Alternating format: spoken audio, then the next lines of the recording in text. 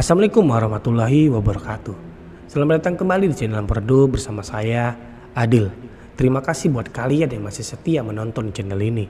Dan buat kalian yang baru pertama kali melihat channel ini dan setelah menyimak cerita yang saya bawakan ini, jangan lupa subscribe jika belum subscribe, karena subscribe itu gratis. Like dan komen karena bentuk dan dukungan kalian itu sangat saya butuhkan untuk membangun atau untuk mengembangkan channel ini untuk bisa lebih baik lagi. Sebelum saya masuk ke jalan ceritanya, seperti biasa, saya akan berikan sedikit gambaran cerita pada episode kali ini, yaitu tentang suatu perumahan. Perumahan ini kurang lebih 140 rumah, di mana ternyata di rumah ini penuh dengan makhluk-makhluk yang suka mengganggu, terlebih ketika sudah masuk jam malam hari. Oke, tidak perlu lagi berlama-lama untuk berbasa-basi.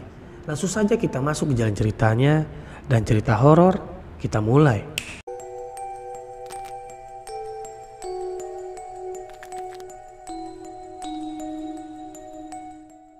Cerita ini bermula dari laki-laki, sebut saja namanya itu adalah Afdi. Saat itu Afdi sedang mengecek-ngecek ke setiap perumahan yang ada di kotanya. Setelah ia puas mengecek ke semua rumah yang ada di perumahan di sekitar kotanya itu, akhirnya ia tertuju pada satu perumahan, di mana luas perumahannya itu sedikit lebih lebar dari perumahan kebanyakan. Jadi Abdi ini pun menemuilah developer pada tahun 2019. Namun karena COVID dan beberapa masalah-masalah lainnya, akhirnya pun ngaret. Di mana 2021 lah akhirnya ia pun akad dengan bank. Dan ia pun membeli rumah ini secara kredit 15 tahun. Singkat cerita, setelah ia akad di rumah itu, ia tidak langsung pindah. Yang ia pindahkan hanyalah barang-barang seperti kasur, lemari, dan beberapa pernak-pernik untuk rumah baru. Jadi ia pun tidak langsung tinggal di rumah itu. Ia masih memilih tinggal bersama istri dan anaknya itu di rumah orang tuanya. Ia hanya sesekali mengecek perumahan yang ia beli itu, kurang lebih sebulan atau 2 bulan sekali, hanya sekedar melihat apakah bangunan ini masih utuh atau tidak ada kerusakan, atau jika rumput yang terlalu panjang ia babat. Selama beberapa waktu, kini sudah hampir 2 tahun, rumah itu ia beli dan belum ia tempati. Di mana setengah tahun terakhir ia tidak pernah satu kali pun mengecek rumah itu. Dan akhirnya ia pun kembali mengecek. Ternyata pinggir-pinggir rumahnya itu sudah penuh dengan rumput yang sangat tinggi dan berlapis-lapis. Ia pun menyerah membabat rumput itu karena sudah sangat tebal. Akhirnya ia berinisiatif untuk membayar warga sekitar membabat rumput itu sampai habis. Dan dapatlah ia seorang bapak-bapak tua yang bersedia. Dan akhirnya ia pun berjanji untuk mengupah. Sekaligus ia merundingkan karena setelah rumput ini sudah dipotong habis, ia ingin mengecor sekitar rumah itu supaya tidak ada lagi rumput yang tumbuh. Nah, singkat cerita, seminggu setelahnya ia pun mengecorlah bersama dengan bapak-bapak itu. Dan setengah hari selesai. Jadi setelah selesai ia mengecor pinggir-pinggir rumah itu, ia pun beristirahat di rumah bapak-bapak itu. Ternyata bapak-bapak itu tinggal bersama dengan anak beserta dengan istrinya. Ternyata istrinya ini cukup ramah dengan Abdi. Akhirnya mereka pun berbincang-bincang. Awalnya mereka berbincang tentang sudah berapa orang yang tinggal di sini atau berbasa-basi lah. Jadi di mana akhirnya Abdi pun membuka omongan. Jadi Abdi itu memanggil nenek ini dengan sebutan Mbah. Mbah, kira-kira di rumahku ini apakah ada sesuatu yang aneh Mbah lihat? Lalu Mbah itu berkata, emang aneh seperti apa maksudmu? Aneh seperti makhluk-makhluk halus Mbah. Karena di mana rumah ini kan tidak aku tinggali. Namun beberapa barang di rumah ini sudah saya letakkan. Takutnya itu disalahgunakan dengan makhluk-makhluk jin. Saya takutnya barang-barang yang saya tinggalkan di rumah itu malah jadi tempat tinggal jin dan setan. Namun reaksi dari Mbah itu hanya tersenyum tipis saja. Ia pun bilang, yang saya lihat selama ini rumah kamu tidak sekalipun ada jin atau setan yang berlalu lalang. Namun jika kamu ingin tahu, di perumahan ini memang sangat banyak. Karena sayalah yang tinggal pertama kali di perumahan ini, di mana belum ada satupun orang yang tinggal. Jadi Mbak itu pun akhirnya menceritakan. Saat itu ia menunjuk ke salah satu rumah yang ada di ujung, di mana itu adalah blok terakhir perumahan ini. Dan rumah di ujung itu adalah rumah kosong yang sama seperti rumah Abdi tidak pernah ditempati setelah akad. Abdi pun dengan antusias bertanya, "Emang di rumah itu ada apa, Mbah?" Jadi Mbah itu menceritakan kembali. Ternyata di rumah kosong yang ada di ujung itu ada sosok penghuni kuntilanak yang bergaun berwarna merah. Dan kuntilanak ini sering mengganggu warga sekitar yang sedang hamil atau yang dimana ada bayi yang baru lahir. Ia sering menampakkan dengan sangat jelas kepada warga-warga sekitar. Dan akhirnya mereka pun berlarut-larut menceritakan hal-hal horor yang ada di perumahan ini. Sedangkan Abdi, respon Abdi bukannya takut, malah sangat antusias.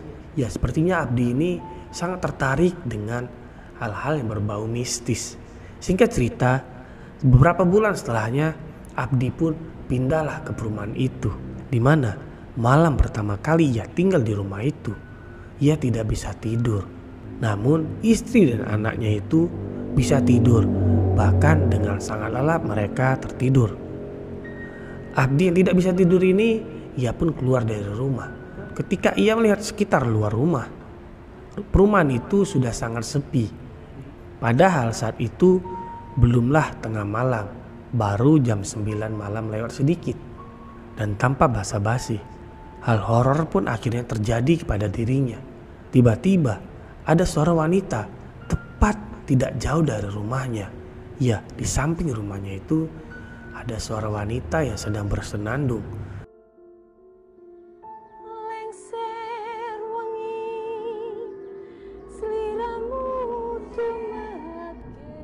Dengan sangat sendu, lalu menangis dan sedikit tertawa, lalu kembali lagi bernyanyi. Abdi pun dengan sangat penasaran, ia pun mengendap-endap berjalan, melihat ke pinggir rumahnya. Ternyata tidak ada satupun orang yang berada di samping rumah tersebut. Ia pun kembali menuju ke depan rumahnya dan duduk. Dan ternyata tiba-tiba ada orang yang memanggilnya dengan "Shh, shh." Suara itu seperti berubah-ubah, tidak hanya di kiri, namun ke kanan, ke belakang, dan tiba-tiba "Shh, shh." Suara itu tepat di samping kiri Abdi. Lalu Abdi dengan sontak melihat ke kiri. Dan apa yang ia lihat? Sosok makhluk berbulu, bermata merah, menatapnya dengan senyuman menyeringai.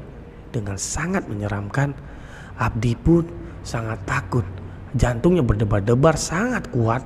Dan ia pun dengan sekuat tenaganya berdiri dari tempat duduknya dan segera masuk, menutup pintu rumahnya rapat-rapat. Dengan napas yang tersengal-sengal, masih memegang gagang pintu. Dan tidak sampai di situ, suara tadi yang "Shh" itu tepat berada di dalam rumah. Dengan sangat hati-hati, jantungnya yang sangat-sangat berdebar, ia pun pelan-pelan mengendap-endap melihat sekitar isi dalam rumahnya. Namun syukurnya makhluk itu tidak sampai masuk ke dalam rumah. Kini nyali Abdi pun ciut seciut-ciutnya. Ia pun langsung pergi ke dalam kamar dan mencoba untuk memejamkan matanya. Dan ternyata ia pun terlelaplah malam hari itu. Keesokan paginya ia pun menceritakanlah kepada mbah itu. Dan mbah itu hanya tersenyum-senyum saja. Makanya ketika malam hari sebaiknya kamu jangan keluar rumah.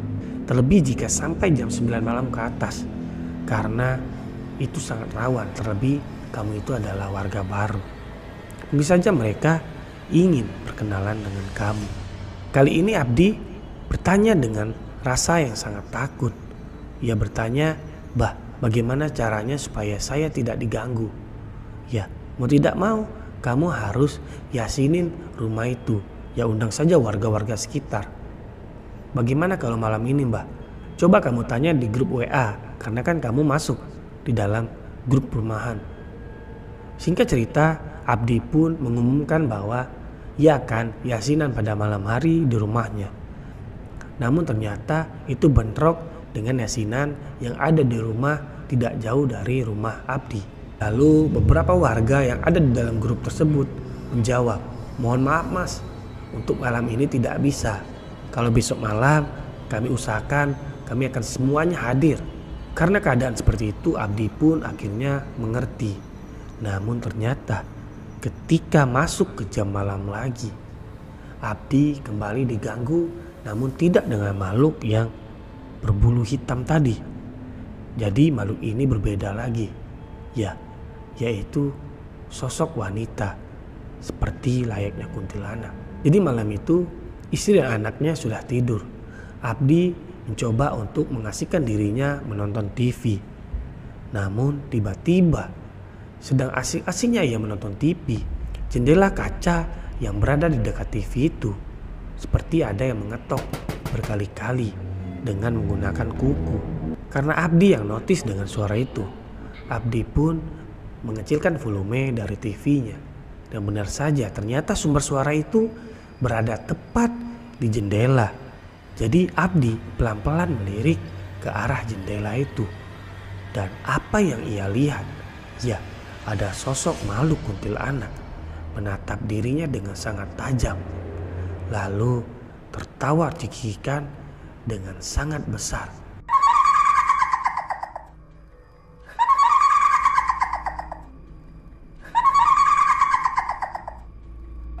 Tak perlu waktu cukup lama, Abdi pun mematikan TV-nya dan berlari masuk ke dalam kamar dan mencoba untuk segera tidur.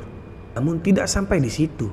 Ternyata ketika Abdi mencoba untuk tertidur dan tidak bisa, ia memelekkan matanya. Ketika ia membuka matanya, apa yang ia lihat? Ya, ada sosok pocong bergantungan di atas dek kamarnya.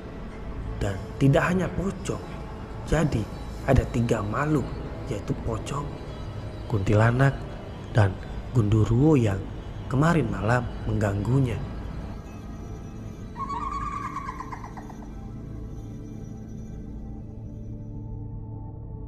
Karena situasi yang sudah sangat ekstrim, Abdi pun berteriak sekencang-kencangnya, membangunkan istri dan anaknya.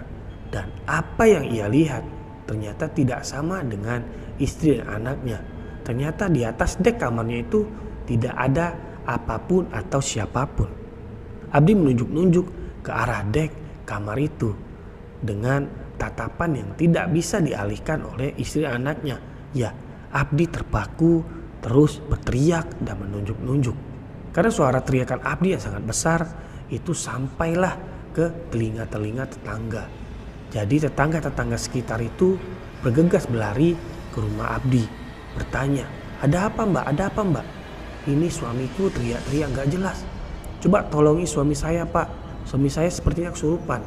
Dan setelah beberapa waktu kemudian, akhirnya Abdi pun tersadar. Dan dengan tubuh yang sangat lemas, ia pun menangis terseduh-seduh di pundak istrinya. Ia pun bilang, "Apakah kamu tidak melihat yang kulihat tadi?" "Tidak bang, jujur tidak sama sekali." Dan ternyata hanya Abdi yang diganggu 2 malam berturut-turut, tidak dengan istri dan anaknya. Singkat cerita, akhirnya Abdi dan keluarga kecilnya ini mengadakanlah yasinan untuk rumah barunya ini. Dan setelah yasinan itu, beberapa malam atau malam-malam selanjutnya, Abdi pun tidak pernah lagi diganggu 3 makhluk itu. Dan cerita pun selesai. Oke, bagaimana ceritanya tadi? Sangat mengerikan. Nah, buat kalian yang baru saja membeli perumahan, mudah-mudahan perumahan kalian tidak seperti di dalam cerita tadi. Karena sangat merepotkan jika itu terjadi pada kalian semua yang menonton ini. Jadi sebaiknya memang ketika kalian tinggal di rumah baru, baik itu rumah yang kalian beli atau rumah yang kalian kontrak, sebaiknya jangan lupa diyasini atau didoa selamat. Karena untuk menangkal hal-hal goib. Oke, sebelum saya undur diri, kembali lagi saya mengingatkan buat kalian yang baru pertama kali melihat channel ini dan merasa tertarik atau terhibur dengan cerita yang saya bawakan tadi, jangan lupa subscribe jika belum subscribe. Karena subscribe itu gratis. Like dan komen, karena itu bentuk dan dukungan kalian untuk membuat channel ini untuk bisa lebih berkembang lagi. Dan saya Adil, see you.